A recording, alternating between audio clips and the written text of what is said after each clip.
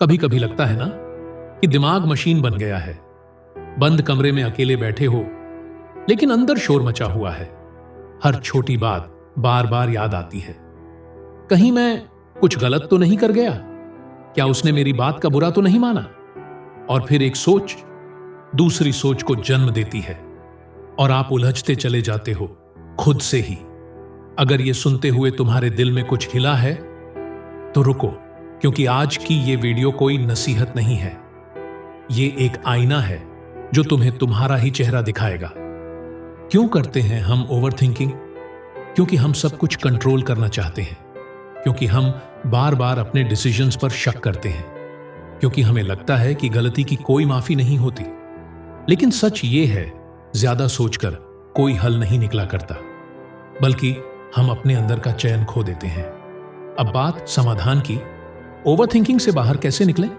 Point 1, क्यों से निकलो और अब क्या की तरफ बढ़ो। तुम हर बार वही सवाल पूछते हो, क्यों हुआ ऐसा? क्यों उसने ऐसा कहा? क्यों मैं ही टूटा? क्यों हमेशा मेरे साथ ही ऐसा होता है? और हर बार यही क्यों तुम्हें उसी दर्द में दोबारा ले जाता है, उसी जगह जहां से तुम भागना चाहते हो। पर सोचो, अगर जवाब कभी था ही नहीं तो तुम सालों से क्या ढूंढ रहे हो? सच तो ये है दोस्त, क्यों सवाल नहीं है, वो एक जाल है। एक ऐसा दलदल जिसमें जितना गहरे उतरोगे उतना ही खुद में डूबते जाओगे। इसलिए अब सवाल बदलो। अब पूछो, अब क्या? अब मैं क्या कर सकता हूं? अब मैं खुद के लिए क्या बदल सकता हूं? अब मैं कैसे उस दर्द से सीख सकता हूं? क्योंकि क्यों तुम्हें अतीत में फंसाता है और अब क्या तुम्हें आगे बढ़ाता है। क्यों तुम्हें जवाब नहीं देगा, पर अब क्या तुम्हें रास्ता दिखाएगा। यही है वो मोड़ जहां एक टूटा हुआ इंसान एक नया इंसान बनता है। पॉइंट 2, अपने विचारों को बाहर निकालो, अपने अंदर मत सड़ने दो। कभी कभी हम इतने चुप हो जाते हैं कि अपनी ही आवाज भूल जाते हैं। हर बात जो दिल पर लगी, हर सवाल जो जवाब मांगता रहा, हर गलती जो अब भी कचोटती है, हम उन्हें बस अंदर दबाते जाते हैं। किसी से कहते नहीं, बस सोचते रहते हैं।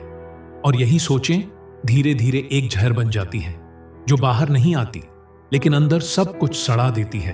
खुशियां, भरोसा और खुद से रिश्ता। क्या पता था ना कि जिस बात को अगर उस दिन कह दिया होता तो आज दिल इतना भारी नहीं होता। याद रखो दोस्त, जिसे तुम सोच कहकर टाल रहे हो, वो दरअसल एक ऐसा दर्द है जो बोलना चाहता है, बस तुमने उसे आवाज नहीं दी। तो अगली बार जब तुम्हारा दिल भारी हो तो किसी भरोसेमंद को पकड़ो, या फिर एक कागज लो या मोबाइल का रिकॉर्डर खोलो और बोल दो। क्योंकि जो बात बाहर निकल जाती है वो बोझ नहीं बनती, वो इलाज बन जाती है। तुम्हारे शब्द तुम्हारी आजादी की चाबी है, उन्हें रोको मत, बहने दो। कभी महसूस किया है कि तुम्हारे अंदर बहुत कुछ चल रहा है पर तुम कह कुछ नहीं रहे?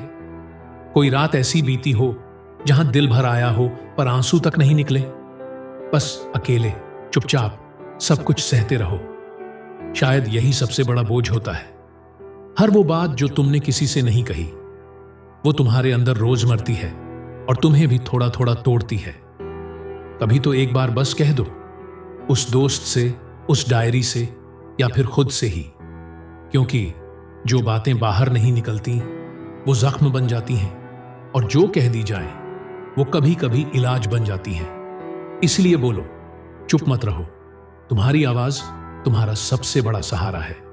जो बोझ शब्दों में बदल जाता है वो दिल पर बोझ नहीं बनता। पॉइंट 3, सोच से बाहर निकलना है तो कुछ करना पड़ेगा, वरना सोच ही खा जाएगी। कभी गौर किया है, हम घंटों, दिनों, हफ्तों सोचते रहते हैं, करूं या ना करूं? अगर रिजल्ट खराब आया तो लोग क्या सोचेंगे?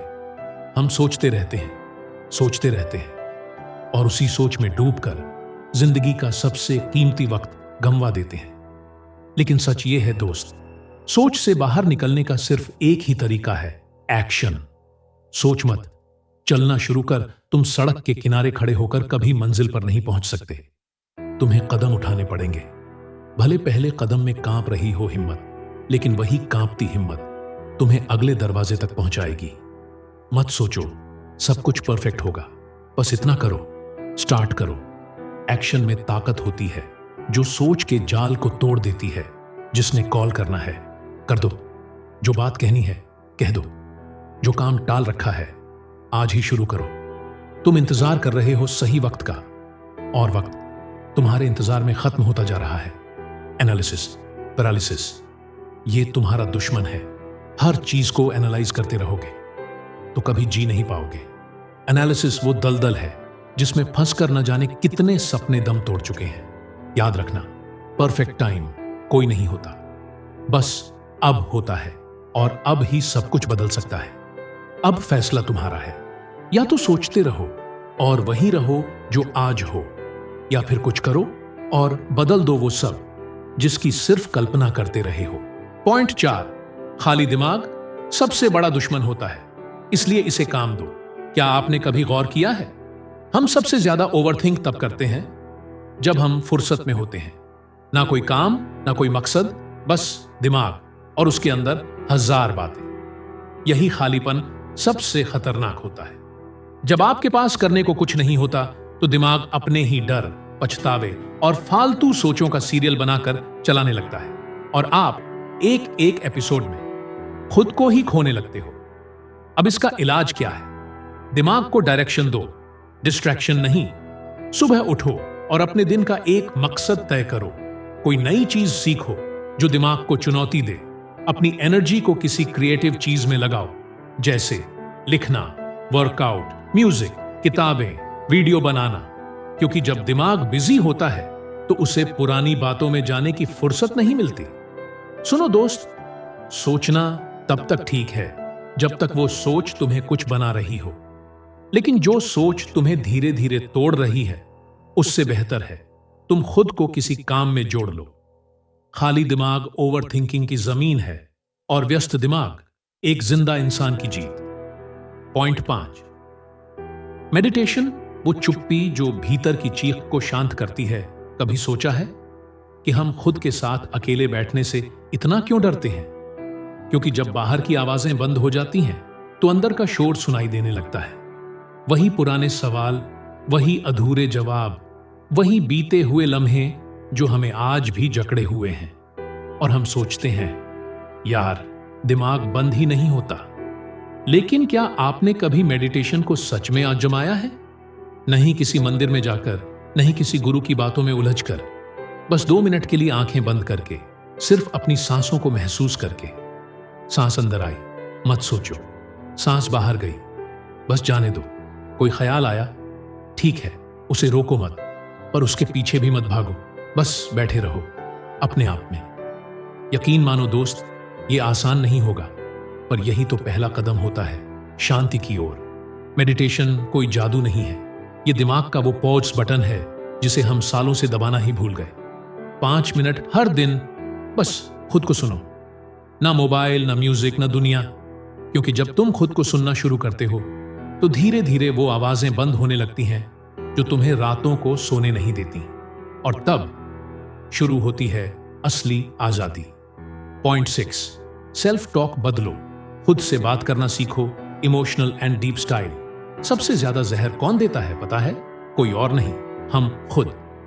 जब भी कोई गलती होती है, जब भी कोई हमें छोड़ जाता है, जब भी कोई चीज हमारी उम्मीदों के मुताबिक नहीं होती, हम खुद को ही कटघरे में खड़ा कर देते हैं। मैं बेवकूफ हूं, मेरे साथ ही क्यों होता है, शायद मैं काबिल नहीं हूं। यही है सेल्फ टॉक, और हम इसे दिन में सैकड़ों बार दोहराते हैं। सोचो, अगर यही बातें कोई और इंसान दिन में 10 बार तुम्हें कहे तो क्या तुम उससे रिश्ता रखोगे? नहीं ना? तो खुद के साथ ऐसा सलूक क्यों? ओवरथिंकिंग की सबसे बड़ी वजह यह है कि हमारा दिमाग हमारी आवाज से ही डरने लगता है। इसलिए वक्त आ गया है कि अपनी आवाज को तलवार से मरहम बनाओ। जब गलती हो कहो, ठीक है, मैंने सीखा। जब अकेलापन लगे कहो, मैं अपने साथ हूं। जब टूटा महसूस हो कहो, मैं फिर से जुड़ सकता हूं। सेल्फ टॉक बदलो, जिंदगी बदल जाएगी। क्योंकि बाहर की बातें हमें तब तक नहीं तोड़ सकती जब तक हमारी अंदर की आवाज हमें पकड़ कर न गिराए। याद रखो, तुम्हारी सबसे करीबी दोस्त तुम्हारी अपनी आवाज हो सकती है, अगर तुम उसे प्यार से बोलना सीखो। पॉइंट 7, परफेक्ट बनने की दौड़ छोड़ो, क्योंकि इंसान मशीन नहीं होता। तुम्हारी सबसे बड़ी थकान क्या है? हर किसी को खुश रखना, हर चीज में गलती ना होना, हर जवाब सही देना। तो सुनो दोस्त, परफेक्शन एक ऐसा जाल है जो बाहर से सोने का दिखता है, पर अंदर से तुम्हारी आजादी छीन लेता है। हर बार सही दिखने की कोशिश में हम अंदर से टूटते चले जाते हैं। हम भूल जाते हैं कि लोग हमारी कमजोरी से नहीं, हमारी सच्चाई से जुड़ते हैं। गलती करना गुनाह नहीं है, रो देना कमजोरी नहीं है, थक जाना हार नहीं है। तुम इंसान हो, और इंसान की सबसे खूबसूरत चीज है उसकी अधूरी पर सच्ची कोशिश। तुम्हें परफेक्ट